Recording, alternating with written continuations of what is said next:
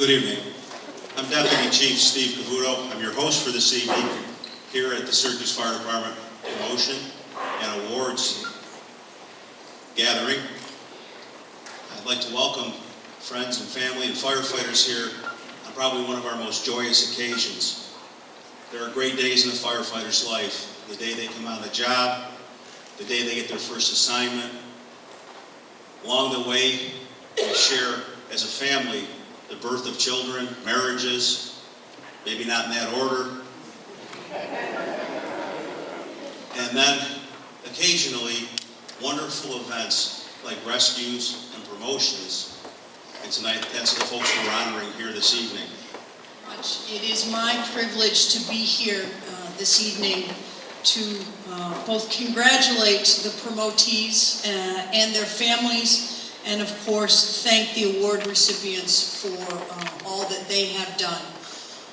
We are a little bit slow this evening because last night was a busier than expected night in the city of Syracuse in general, and for the fire department in particular.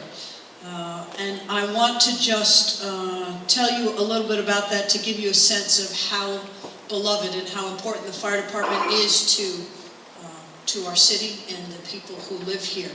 Last night I was in bed listening to the rain and thinking how fantastic it is to have rain and not snow, and really luxuriating in that when the phone rang. And I was kind of knocked out of my slumber by a woman calling from Eastwood, who told me that she was having flooding in her house, and she was very upset because she had a 90-year-old in-law upstairs, and there was water coming through the toilet, and she was worried about the electricity, and she wasn't sure what she could do. She had called 911. But she saw my name in the phone book and reached out to me. I then called the fire department as the first call to say, is this just one incident, or are we really having a problem? And found out that in a very discreet area in the city of Syracuse, there was tremendous flooding. In Shop City, they were saying there was flooding up to the waist. I think if they had used me as the standard, it probably would have been up to my neck. And that there was property damage throughout the north side of the city. But that the fire department was already on it and working on it to help people and to make sure that no one was hurt, and to let people know that the city was on the job. And then this morning when I came into work and started making phone calls to the constituents who had called about their experience the night before, who wanted to make sure that I, as the mayor, had the garbage all picked up in the streets, and wanted to tell me personally about the destruction that Mother Nature had wreaked on their particular part of the planet.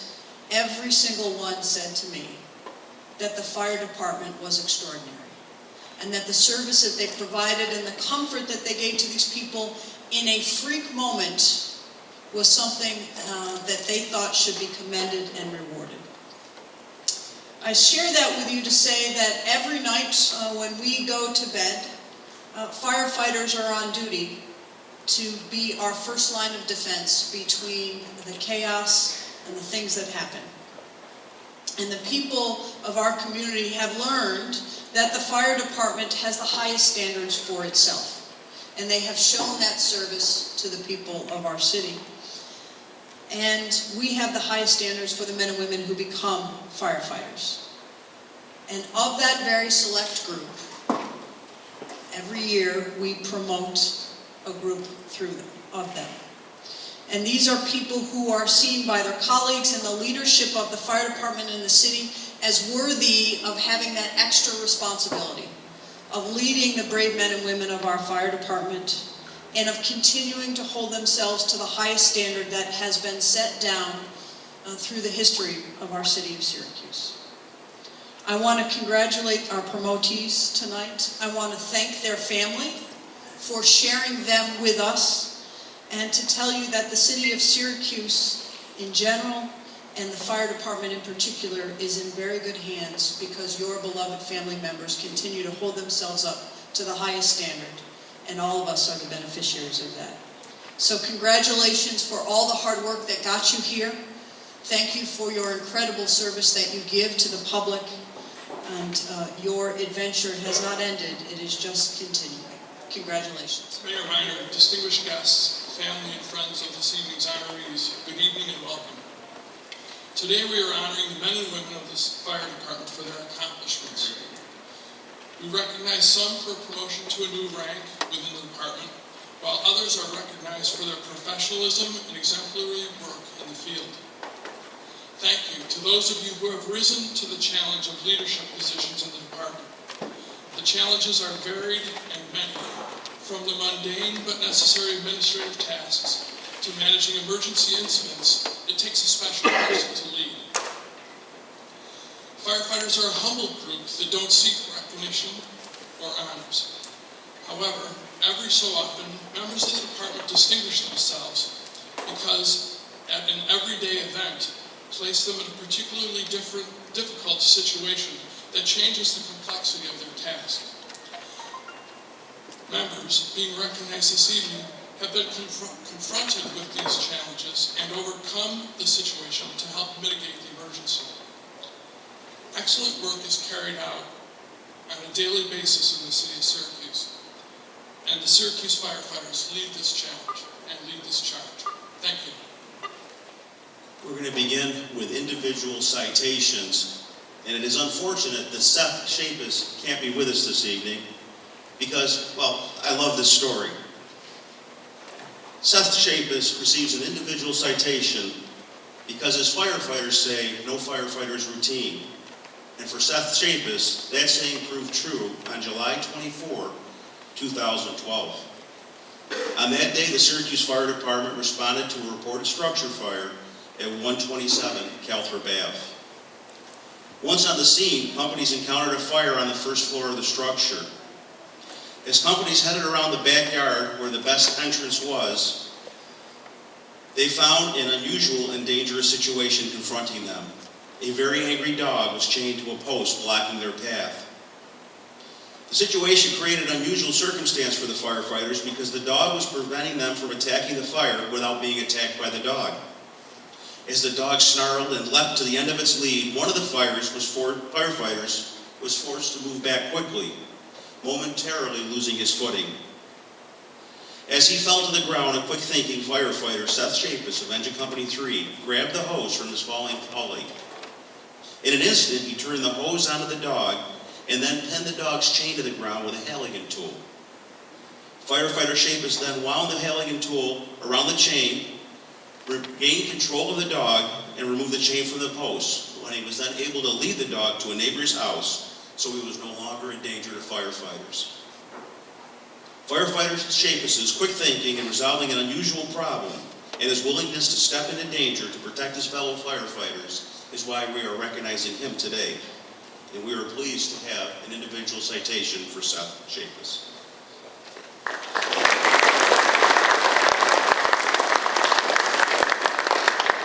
Will firefighter Dan Orr join us on the stage, please?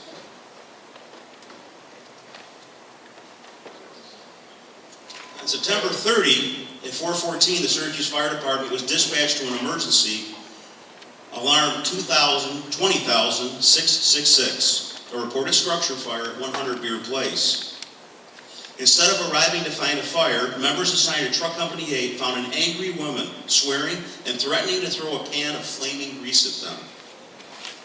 Firefighter Orr, assigned to Truck 8 search team, shut the door between the firefighters and the woman so they could safely don their face pieces for their protection.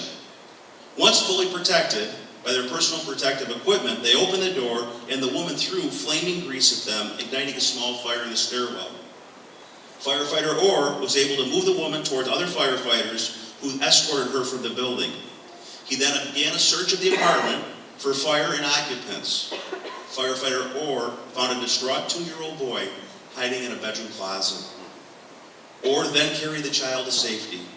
For his clear presence of mind in protecting his fellow firefighters and rescuing a small child, An individual citation is awarded to firefighter Dan Orr of Truck 8.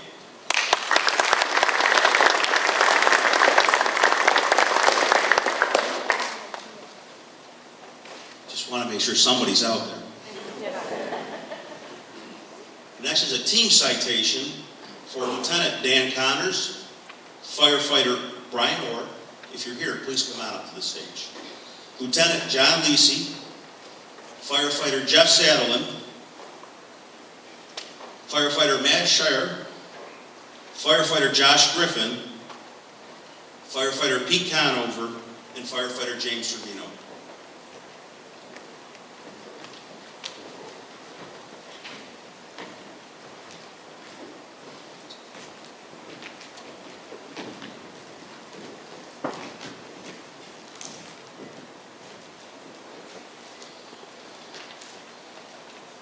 At 11:49 p.m. on April 26th, the Syracuse Fire Department was dispatched to an emergency alarm 9005.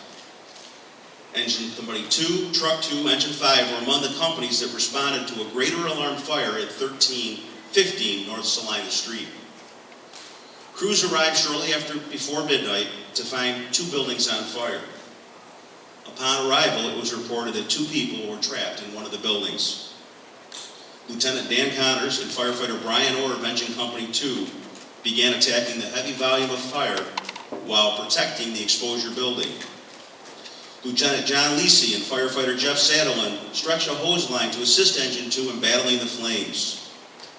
With their coordinated efforts of these 2 engine companies working together allowed teams of firefighters to enter the building and begin a search for victims.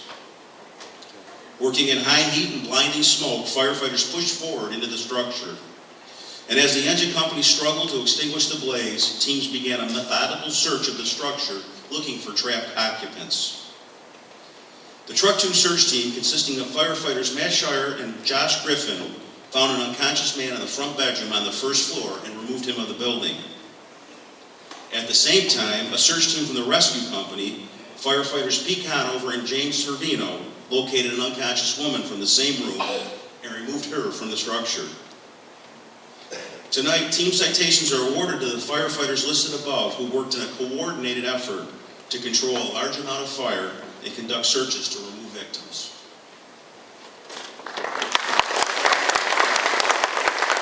And now for the Syracuse Fire Officers Association Valor Award. Will Lieutenant Ed Kozakowski and firefighters Derek Foster, Chris Clayton, please come to the stage. Just before 1 a.m. on June 18th, the Syracuse Fire Department was dispatched to emergency alarm 12444.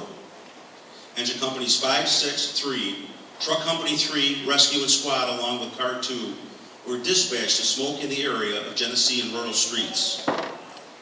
Once in that area, companies arrived to find a well-involved structure fire at 424 Cayuga Street. As they arrived, a neighbor advised Lieutenant Kozakowski of Truck 3 that the homeowner may still be inside. Lieutenant Kozakowski and firefighters Derek Foster and Chris Clayton forced open the front door.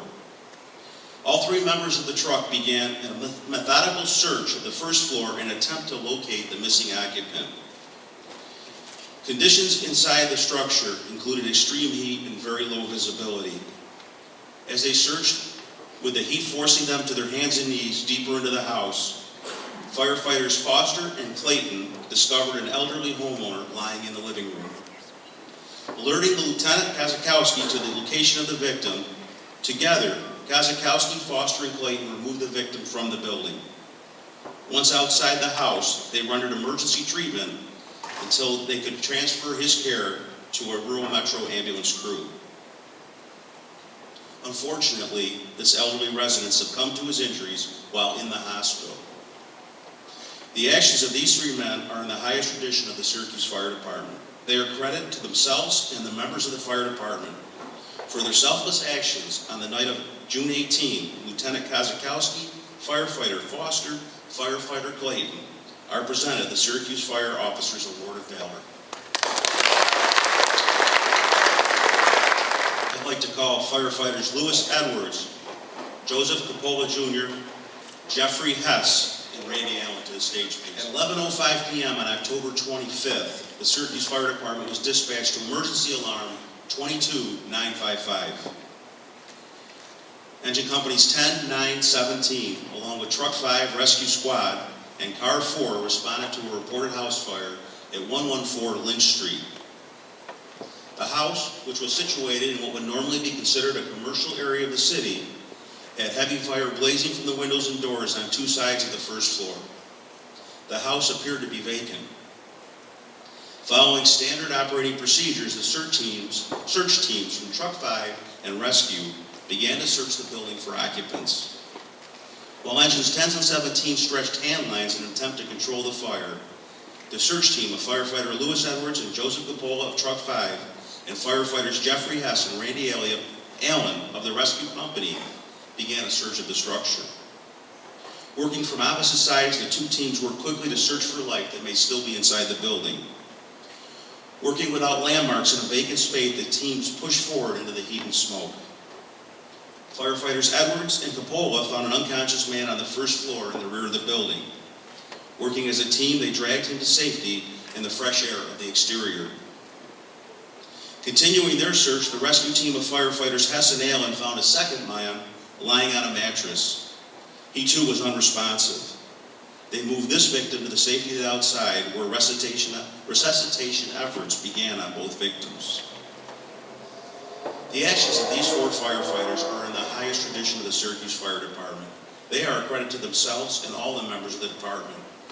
For their selfless actions on this night, firefighters Lewis Edwards, Joseph Coppola, Jeffrey Hess, and Randy Allen are presented at the Fire Officers Ballot Medal. This evening, immediately following the program, there will be time for pictures of the family. The mayor is offered to stay for pictures of the firefighters and families. I would be remiss if I didn't thank Local 280, President Montando, for working in partnership with the fire department to make this event possible here at the Palace. We do appreciate your support. And now if you would all stand.